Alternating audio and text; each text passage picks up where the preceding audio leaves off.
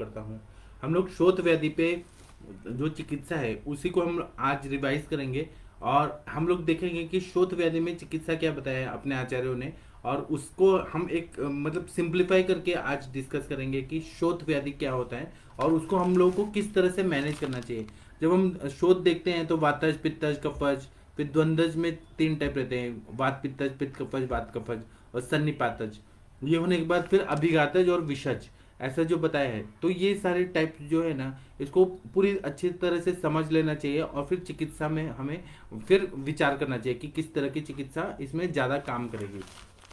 तो चिकित्सा जो है, चरक चिकित्सा स्थान जो 12वां चैप्टर है उसमें क्या बताया है, उसमें ऐसा बताया है कि शोथ में अगर दोष बहुत ज्यादा रहते हैं, बहुत दोषावस्था रहती है और आम युक्त तो बहुत ज्यादा ऐसे कंडीशन रहती है कि बहुत ज्यादा आम है, तो हमें क्या करना है कि लंघन करना है, दीपन पाचन करना है, और उसके बाद में, और रोगी अगर बलवान है तब शोधन उपचार करना हमें वहां पे नियोजन करना चाहिए। उसी तरह से अगर दोष शिरोगत है तो शिरो विरेचन करना चाहिए। अगर पक्वाशय में है दोष तो विरेचन कराना चाहिए। अगर आमाशय में है तो दोषों का पाचन करा के फिर वमन करा के हमें दोषों को निकाल देना चाहिए।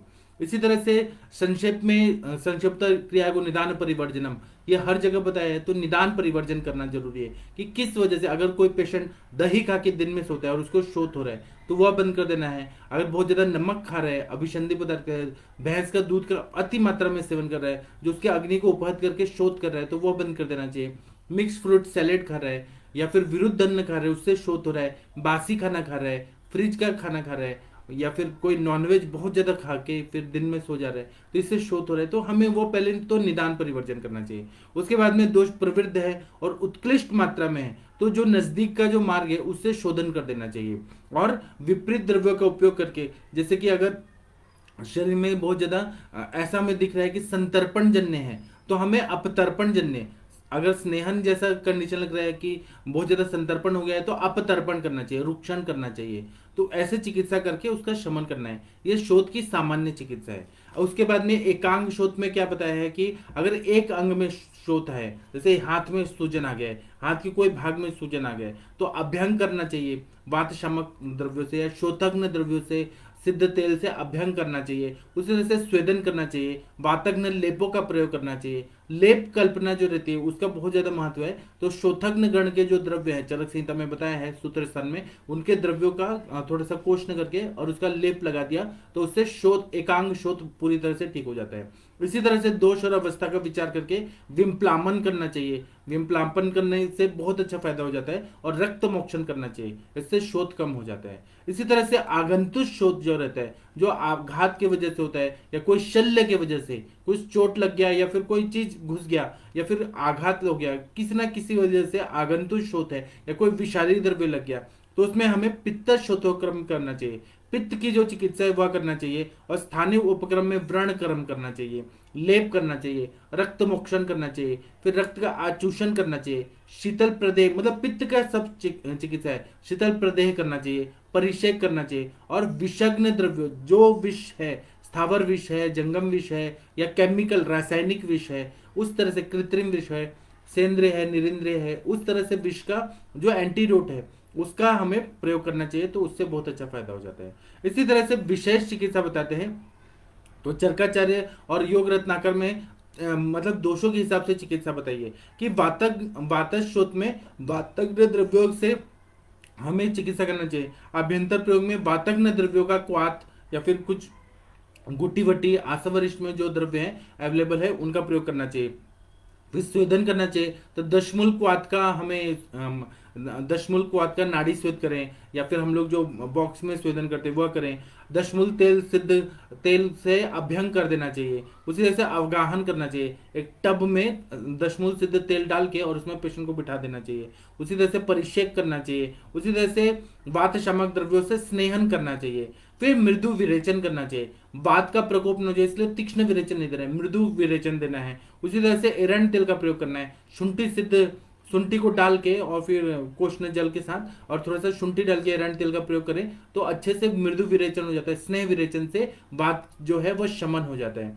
आहार में मांस सिद्ध ओदन, मतलब जो मांस रस होता है उसको और चावल, इसका प्रयोग करने से वातज्ञ शोथ जो है, बात वाला जो शोथ है, वातज शोथ, वह कम हो जाता है। इसी तरह से वातज शोथ में अगर मलबद्धता है, कॉन्स्टिपेशन है, तो नीरू बस्ती का बहुत अच्छा प्रयोग होता है। नीरू के लिए दशमूल क्वाथ का प्रयोग करने से बहुत अच्छा फायदा होता है। और इसी तरह से जब हमें दिखे कि दोष निकल रहे हैं तो अनुवासन बस्ती, वेदसायत, एक दिन काढ़े का बस्ती, एक दिन तेल का बस्ती, इसका प्रयोग करना चाहिए। अनुवासन के लिए बला तेल, चंदन बला लाक्षादि तेल, लाक्षादि तेल, शुद्ध बला तेल, शीर बला तेल, फिर बला लाक्षादि अश्वगंधा तेल, चंदन वाला लक्ष्य, ऐसे बहुत सारे तेल जो है, धनवंतर तेल, इनका प्रयोग करने से बहुत अच्छा फायदा हो जाता है। इसी तरह से वातज शोथ है, उसमें ऐसे बहुत ज्यादा पीड़ा हो रही है, भेदनवत छेदनवत पीड़ा हो रही है, शरीर में पूरा रेडनेस आ गया है, काला काला शरीर पड़ गया है, उसी तरह से अंग मर्द बहुत ज्यादा हो रहा है, हमें पता चल रहा है कि बात के सारे सिम्टम्स दिख रहे हैं, तो उसमें देवदार है, शुंठी है, रासना है, मुस्ता है, इसको मिक्स करके और फिर पानी के साथ थोड़ा सा कोष्ण करके और पूरा बॉडी में लेप लगाना चाहिए। इससे वातशोथ पूरी तरह से ठीक हो जाता है। इस तरह से बीज पूरक आदि लेप का भी प्रयोग बहुत जगह बताया है। इसमें बीज पूरक नाम का द्रव्य है, शुंठी है, रासना है, अग्निमंथ है, ये जो वात शामक द्रव्य है, इनका लेप लगाने से बहुत अच्छा फायदा हो जाता है। इसी तरह से अगर वातशोथ में हृदय पे मर्माघात हो गया है और उसके वजह से वातशोथ बहुत ज्यादा आ गया है, तो हृदय के बल देने वाले जहर मोहरा पिष्टी का प्रयोग करना चाहिए।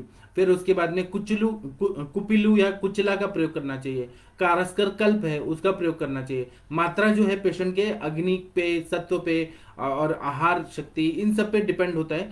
हर पेशेंट अलग होता है, तो डोजेस जो है वह हमें पेशेंट को युक्ति पूर्वक देना चाहिए। मृग श्रृंग भस्म जो है, जो बारहसिंगा का मृग होता है, बारहसिंगा का उसका जो श्रृंग भस्म होता है वह हृदय के लिए बल्य होता है। इसी तरह से लक्ष्मी विलास रस, कारस्कर कल्प, इसका प्रयोग बहुत अच्छा रहता है। दशमूला रिष्ट का प्रयोग, अर्जुना रिष्ट का प्रयोग जब हम लोग करते हैं तो ये वातज्ञ भी होता है और हृदय को बल भी देता है, तो ये वातशोथ में बहुत ज्यादा उपयोगी रहता है। इसके बाद में आता है पित्तशोथ।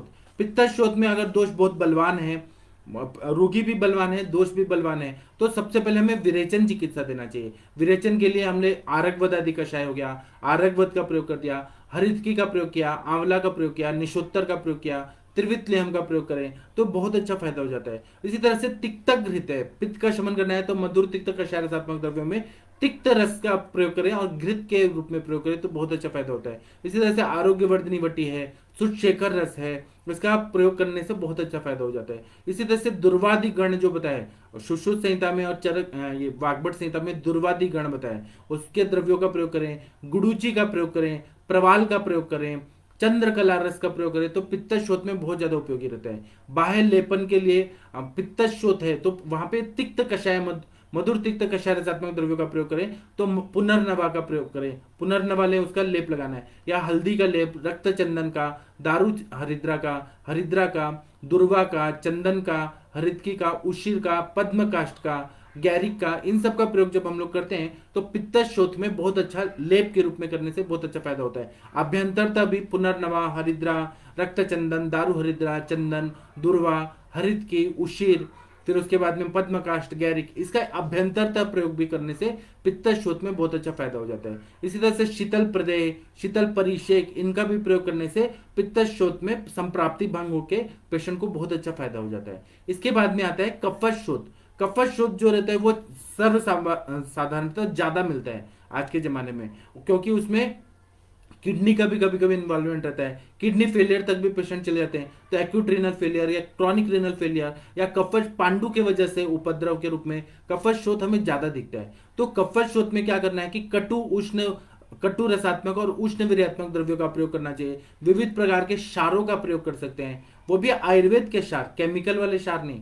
आयुर्वेद के सज्जी क्षार, टंकन क्षार, अपामार्ग क्षार, मूली क्षार, मतलब जो भी अपने आयुर्वेद के क्षार हैं, जो अपने विधियों से बनाए हैं, आयुर्वेद के विधि से बनाए, उनका प्रयोग करना चाहिए। इसी तरह से मूत्रों का प्रयोग, गोमूत्र का प्रयोग करें, बकरी के मूत्र का प्रयोग करें, उटनी के मूत्र का प्रयोग करें, गधे का मूत्र का प्रयोग करें। अलग अलग मूत्रों का प्रयोग मेडिसिन के रूप में कर सकते हैं, तक्र का सेवन कर सकते हैं, आसवरिष्ठ का प्रयोग करने से बहुत अच्छा फायदा होता है।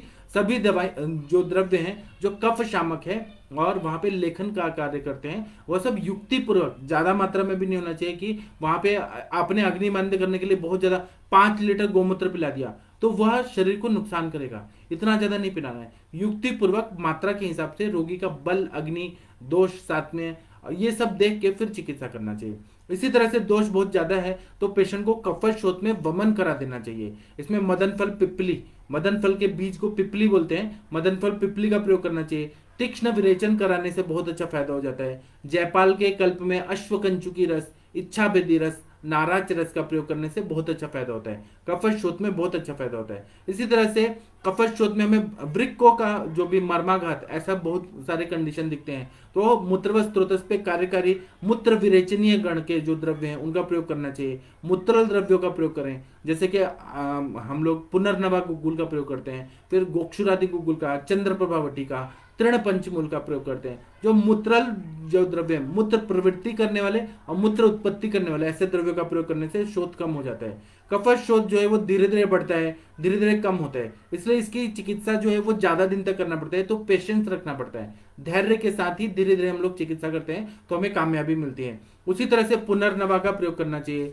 शुंठी का प्रयोग, इसमें लेप के रूप में भी, अभ्यंतर भी पुनर्नवा, शुंठी, देवदार, हरितकी, अदरक, शिलाजतु ऐसे द्रव्यों का प्रयोग करते हैं। पुनर्नवादि क्वाथ है, पुनर्नवाष्टक क्वाथ है, तो इन सब का प्रयोग करना है। फिर पथ्यादि क्वाथ है, इसका प्रयोग करते हैं। गुड़ अदरक प्रयोग का प्रयोग जो है यह चरक संहिता में बार बार बोला है कि गुड़ और अदरक का प्रयोग करने से फायदा होता है।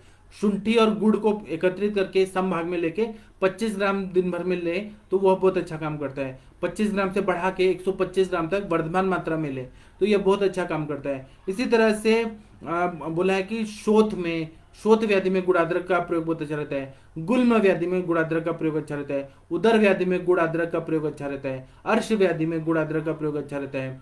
प्रमेह व्याधि, कफज और पित्तज प्रमेह में गुड़ अदरक का प्रयोग अच्छा रहता है। प्रतिशय की कंडीशन में, क्रॉनिक साइनोसाइटिस है या प्रतिशय है, रिनाइटिस है, साइनोसाइटिस है, उसमें कोरेजिया है, सर्दी जुकाम बार बार होता है तो उसमें गुड़ अदरक का प्रयोग अच्छा रहता है। अविपाक है, अग्निमंदता है, कास है, इसमें गुड़ अदरक का प्रयोग बहुत अच्छा रहता है। इसी तरह से कफश शोथ में गोमूत्र का प्रयोग करें तो बहुत अच्छा फायदा हो जाता है। हर रोज 100 ml तक गोमूत्र अगर पिला दे तो उससे मूत्र प्रवृत्ति अच्छे से होती है और विरेचन का कार्य होता है। कफ का जो संप्राप्ति है वह भंग होके कफ का शमन हो जाता है, क्योंकि गोमूत्र में क्षार होता है, वह कफ शामक रहता है, उसमें बहुत अच्छा फायदा हो जाता है। इसी तरह से गोमूत्र हरितकी है, हरितकी को भून के गोमूत्र के साथ मिक्स करके और वह दे दें। 2 से 6 ग्राम तक गोमूत्र हरितकी की गोलियां भी आती है, उसका भी प्रयोग करें तो कफश शोथ में बहुत अच्छा फायदा होता है। इसी तरह से गोमूत्र मंडूर ऐसा करके एक द्रव्य आता है, महाराष्ट्र में बहुत चलता है, उसका प्रयोग गोमूत्र मंडूर, इसका प्रयोग करने से भी बहुत अच्छा फायदा होता है। गोमूत्र सिद्ध मंडूर भस्म में अदरक के भावना दी जाती है तो ये त्रिफला मंडूर, गोमूत्र मंडूर, ऐसे त्रिफला की अगर भावना दे दे, त्रिफला मंडूर या गोमूत्र मंडूर ऐसे अगर देते हैं तो बहुत अच्छा फायदा हो जाता है। इससे क्या होता है कि शरीर में धातुओं में जो शिथिलता आती है, दुर्बलता आ जाती है, वह पूरी तरह से ठीक हो जाता है। इसी तरह से शिला जतु का भी प्रयोग करने से बहुत अच्छा फायदा होता है। शुद्ध शिला जतु को त्रिफला के क्वाथ से हर रोज हम लोग अनुपान के साथ, त्रिफला के क्वाथ के साथ अगर देते हैं 3 से 4 बार देते हैं, थोड़ा थोड़ा मात्रा में, एक एक चुटकी के मात्रा में अगर देते हैं तो बहुत अच्छा फायदा हो जाता है। चरक संहिता में देखें तो 7 तोला बोला है। आज के जमाने में उतनी अग्नि अच्छी नहीं है, उतना शारीरिक काम नहीं है, तो 7 तोला तो पचेगा नहीं, लेकिन एक एक चुटकी बहुत कम मात्रा में 125 mgm की मात्रा में कैप्सूल फॉर्म में मिलता है शिलाजतु, या थोड़ा सा उसके फॉर्म बहुत कम मात्रा में अगर लें तो वो बहुत अच्छा फायदा करता है। हेम शिलाजतु का प्रयोग करें। उसी तरह से चंद्र प्रभावटी, उसमें भी शिलाजतु है, उसका प्रयोग करने से बहुत अच्छा फायदा होता है। इसी तरह से कफश शोथ में ताम्र कल्पों का प्रयोग करने से बहुत अच्छा फायदा होता है। इसमें हम लोग ताम्र भस्म, आरोग्यवर्धनी वटी, त्रिविक्रम रस का प्रयोग करने से बहुत अच्छा फायदा होता है। और इसमें मूत्राघात जैसे कंडीशन आते हैं, मूत्र प्रवृत्ति ही नहीं होती है, यूरिन कम कम बनता है, तो इसमें जो बकरा का जो पक्वाशय है उसका अगर हम लोग क्वाथ बना के दें, क्योंकि आयुर्वेद ऐसा मानता है कि पक्वाशय में ही सार्किट विभाजन होता है और वहीं पर ही मूत्र उत्पत्ति शुरू हो जाती है, तो सामान्य से वृद्धि होती है। तो बकरे का जो पक्वाशय है वो मनुष्य के पक्वाशय से मैच करता है, तो उसका क्वाथ बना के दें या सूप बना के दें। अगर बकरे का जब देते हैं ना तो बहुत अच्छा फायदा हो जाता है। या उसे से सिद्ध घृत का बस्ती दे दिया जाए तो उससे भी जो कफश शोथ है, किडनी फेलियर के पेशेंट में बहुत अच्छा फायदा हो जाता है। उसी तरह से कफश शोथ में आरोग्यवर्धनी वटी है, चंद्र प्रभा वटी है, पुनर्नवा गुग्गुल है, पुनर्नवादि क्वाथ है, उसका प्रयोग करने से बहुत अच्छा फायदा हो जाता है। इसी तरह से बाह्यतः लेप करना है तो पुनर्नवा का लेप करने से कफश शोथ में फायदा होता है। दशांग लेप का प्रयोग करने से फायदा होता है। कफश शोथ में लेप गुटी, काली मिट्टी का लेप करने से फायदा होता है, देवदार और शुंठी का लेप करने से बहुत अच्छा फायदा होता है। तो अभी हमें ये देखना है कि पेशेंट का जो शोथ है वह कम होना चाहिए, अग्नि की वृद्धि हो, और हमें जो कंडीशन में जो शोधन की जरूरत पड़ती है वह हमें करना पड़ता है। इसी तरह से शोथ के रुग्ण में हमें कुछ पथ्य पालना पड़ता है। तो इसमें रसव स्त्रोतस और उदर स्त्रोतस की दृष्टि होने की वजह से पानी पीना निषिद्ध पता है, ज्यादा पानी नहीं पीना है, और पानी को पीना है तो उबाल के 1/4 करके उसका पानी का क्वाथ जो है, क्वाथ मेथड से बना के उसमें और कुछ नहीं डालना है, वह दें या शुंठी सिद्ध जल दें या षडंग पानी का प्रयोग करें, इससे बहुत अच्छा फायदा होता है। कुछ दिन तक रोगी को दूध, गाय का दूध पिला के ही रखा जाए तो और ज्यादा फायदा हो जाता है। और जब स्त्रोतस शुद्ध हो जाते हैं और शोथ थोड़ा कम हो जाता है तो अल्प मात्रा में लघु आहार देना चाहिए, उसी तरह उष्ण आहार देना चाहिए, और उसमें शालीषष्टिक चावल देना चाहिए, मूंग दाल देना चाहिए, यव देना चाहिए, युष कल्पना देनी चाहिए। और हमें यवागु और पेय थोड़ा कम देना चाहिए। जब कफश होता है तो यवागु पेय से कफ बढ़ के और ज्यादा तकलीफ हो सकता है। शाक वर्ग में शिग्रु का प्रयोग करें, सहजन का जो पत्ते हैं उसका प्रयोग करें, पटोल का प्रयोग करें, पुनर्नवा का प्रयोग करें, जो कच्चा मूली होता है उसका प्रयोग करें। ये सब युष कल्पना में दे तो शोथ में, हर तरह के शोथ में बहुत अच्छा फायदा होता है। जांगल मासरस का प्रयोग करें, कुक्कुट और गोधा के मांस का मांसरस बना के उसका प्रयोग करें तो बहुत अच्छा फायदा होता है। इसी तरह से अपथ्यकर क्या है, शोथ रोग में ग्राम्य प्राणियों का मांस नहीं देना चाहिए। जो मतलब सिटी में जो मिलते हैं, जो बकरा मिलता है, जो जिनका घूमना फिरना नहीं होता है, या मुर्गी होती है, चिकन होता है, जो घूमना फिरना नहीं होता है उनका मांसरस नहीं देना चाहिए। ग्राम्य आहार के जो पदार्थ हैं, जंक फूड है, बाहर का जो चटपटा है, गुरु पदार्थ है, वह नहीं देना चाहिए। अनुप मांस नहीं देना चाहिए। जो ठंडे प्रदेशों में जो प्राणी होते हैं उनका मांसरस नहीं देना चाहिए या मांस नहीं खाना है। नमक का सेवन कम करें, लवण रस का सेवन कम करें, सूखे साग नहीं खाएं, नवान्न नहीं खाएं, नए अन्न नहीं खाएं, दही का सेवन बंद करें, मद्य का सेवन बंद करें, पिष्टान्न जो है मैदा के बनाए हुए पदार्थ, फिर बिस्किट है, ब्रेड है, मिठाइयाँ हैं, वह सब नहीं देना चाहिए। बासी खाना नहीं देना चाहिए, अध्यशन नहीं करना चाहिए, और साथ में गुरु विदाही पदार्थ नहीं देना चाहिए, फ्रिज के पदार्थ नहीं देना चाहिए, और फ्रेश खाना देना चाहिए, विदाही अन्न नहीं देना चाहिए। शोथ में लवण आहार जो है वो पूरी तरह से हो सके तो बंद कर देना चाहिए, और पूर्ण विश्राम देना चाहिए उनको, शोथ रोगी को। उसी तरह से दिवा स्वप्न है यह बंद करना चाहिए, मैथुन बंद कर देना चाहिए, लवण और व्यायाम बंद कर देना चाहिए। तो शोथ जो है वह हमें देखना चाहिए कि कौन से अवयव में हुआ है। तो मैं अवयव के हिसाब से, क्योंकि चरकाचार्य जी ने गल शुंडिका का शोथ में अलग चीज बताया, गंडमाला के शोथ में अलग बताया, फिर उपजिह्वका में अलग बताया। तो अलग अलग अंगों में जो होने वाले शोथ है उस पर मैं कल लेक्चर लूंगा। आज मैं इतना बता के अभी रुक जाता हूँ। ये मैंने सर्व सामान्य चिकित्सा बताया, समरी बताया। अभी कल तक मैं जो बता रहा था वो मैं द्रव्य बता रहा था कि ये फॉर्मूला यूज करिए। आज मैंने समरी बताया कि सारे शोथ में हमें किस तरह से चिकित्सा सिद्धांत का प्रयोग करना चाहिए। अब मैं कल जो है एक एक अंग पे होने वाले शोथ पे विस्तार से आप लोगों को बताऊंगा। तो अभी का मैं लेक्चर समाप्त करता हूँ। आप सबके सब भारत के सर्वश्रेष्ठ चिकित्सक हैं। आप लोग के जो भी प्रश्न है कृपया यहाँ पर लिख दीजिए, मैं उसका उत्तर देने का प्रयोग करता हूँ। डॉक्टर जयदेव सिंह राघव जी नमस्ते प्रणाम आपको। डॉक्टर कैलाश चावला जी नमस्ते प्रणाम आपको। डॉक्टर सविता मैम नमस्ते प्रणाम आपको। आप सबके सब भारत के सर्वश्रेष्ठ चिकित्सक हैं और आयुष दर्पण के सम्मान्य चिकित्सक हैं। सम्मान्य चिकित्सक का मतलब होता है कि हम आपको बहुत ज़्यादा सम्मान करते हैं, और आप लोग जो भी अपने चिकित्सा के अनुभव बताते हैं या सक्सेस स्टोरीज बताते हैं तो हम सब ध्यान से सुनते हैं, सब रिकॉर्ड होता है, और यह एक तरह से फाइल बन रहा है, डॉक्यूमेंटेड। लेकिन ये इस तरह से बन रहा है कि वह आप लोग को और आगे आने वाली पीढ़ियों को भी सब समझ आएगा कि इस तरह से आयुष दर्पण पे सारे लोग आए और उन्होंने डिस्कस किया। आप लोग को मालूम नहीं है कि आप सब लोग को बहुत सारे लोग देखते हैं। डॉक्टर सविता जी नमस्ते प्रणाम आपको। डॉक्टर देव सिंह जी नमस्ते प्रणाम आपको। डॉक्टर निमी कुशवाहा जी बोल रहे हैं कि गोमूत्र डोज ये 100 ml तक सर सामान्य है, पेशेंट के हिसाब से कम ज़्यादा आप लोग कर सकते हैं। मैंने एक सामान्य मात्रा बताया, 100 ml तक देना चाहिए। डॉक्टर निमी जी नमस्ते प्रणाम आपको। डॉक्टर दिनेश चंद्र जी नमस्ते प्रणाम आपको। आप सबके सब भारत के सर्वश्रेष्ठ चिकित्सक हैं। आप लोग के जो भी प्रश्न है कृपया पूछिए यहाँ पर। डॉक्टर दिनेश चंद्र जी नमस्ते प्रणाम आपको। एक मिनट में स्क्रॉल करने में थोड़ा डिफिकल्टी आ रही है। डॉक्टर राजकुमार धवन जी नमस्ते प्रणाम आपको। डॉक्टर मनीषा जी बोल रहे हैं कि sir very interesting session, sir वातज भ्रम में हम स्थिर हैं। एक मिनट ये थोड़ा स्क्रॉल करने में थोड़ा प्रॉब्लम हो रहा है। हम स्थिर है और दुनिया घूम रहा है, यह क्या है? इस पर मैं आप लोग को और अच्छे से बताऊंगा। अभी जो शोध का टॉपिक चल रहा है इस पर ही हम बात करते हैं। डॉक्टर अजय पटीदार जी नमस्ते प्रणाम आपको। गुड़ अदरक मतलब शुंठी अदरक, गुड़ अदरक मतलब अदरक, उसका प्रयोग करें। और शुंठी और अदरक का भी प्रयोग कर सकते हैं, वो अलग योग रहता है। गुड़ अदरक मतलब फ्रेश अदरक और गुड़, इसका प्रयोग करना चाहिए। शुंठी वाला योग जो है वो शुंठी और गुड़, उसका भी प्रयोग होता है। दोनों सही है, पेशेंट के कंडीशन के हिसाब से करें। अगर अदरक मिले तो बहुत ज़्यादा अच्छा है, अगर नहीं मिले तो, और पेशेंट को कैसे खाने में कैसा लग रहा है उस हिसाब से हम लोग शुंठी और अदरक का ऐसे लड्डू टाइप बना के, मोदक टाइप बना के वो खाने को देते हैं।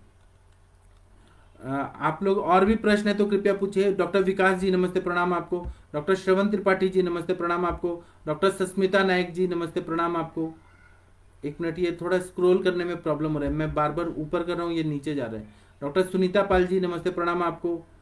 डॉक्टर निमी जी बोले सिंगल डोज, मैंने बताया ना 100 ml एक साधारणतः मैंने बताया, लेकिन पेशेंट के कंडीशन साथ में, किसी को गोमूत्र से बहुत ज्यादा उल्टी आ रहा है, एनीथिंग टू मिक्स, आपने मैंने बहुत सारा बताया, पुनर्नमा बताया, शुंठी बताया, देवदार बताया, आप अपने युक्ति से प्रयोग कर सकते हैं। यहाँ पर मैं ऐसा नहीं बता रहा हूँ आपका पेशेंट क्या है, उसका हेतु क्या है, संप्राप्ति क्या है, मुझे नहीं पता है, तो फिर आप मुझसे ऐसा क्वेश्चन ही मत पूछिए जो उल्ट इररिलेवेंट है।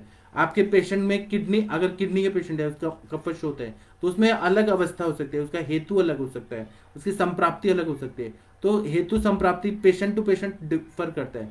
तो मैं अभी यहाँ पे एक कैसे यूनिवर्सल डोज बता दूं, हर पेशेंट अलग होता है, उसकी प्रकृति अलग होती है। पित्तज प्रकृति वाले को आप गोमूत्र ज्यादा देंगे तो उनको हाइपर एसिडिटी हो जाएगा, उल्टी आ जाएगा, उत्क्लेश आएगा, हेडेक होगा। हर पेशेंट अलग होता है, हर की प्रकृति अलग होती है, हर का अग्नि अलग होता है, तो हमें उस हिसाब से सोचना चाहिए। अभी मैं आप लोगों को अपना नंबर देता हूं, किसी को कोई भी डाउट है तो आप लोग पूछ सकते हैं, पेशेंट रिलेटेड ही बात करिएगा और कोई बात नहीं करिएगा, ठीक है। डॉक्टर सुवर्णा जी नमस्ते प्रणाम आपको। अभी मैं अपना सेशन बंद करता हूं, 8:15 बजे हम लोग फिर मिलेंगे, और कल मैं एक एक अंग पे होने वाले अलग अलग शोध होते हैं उन पर मैं डिस्कस करूंगा। तो अभी मैं प्रणाम करके अभी जाता हूँ, प्रणाम सभी लोगों को, थैंक यू।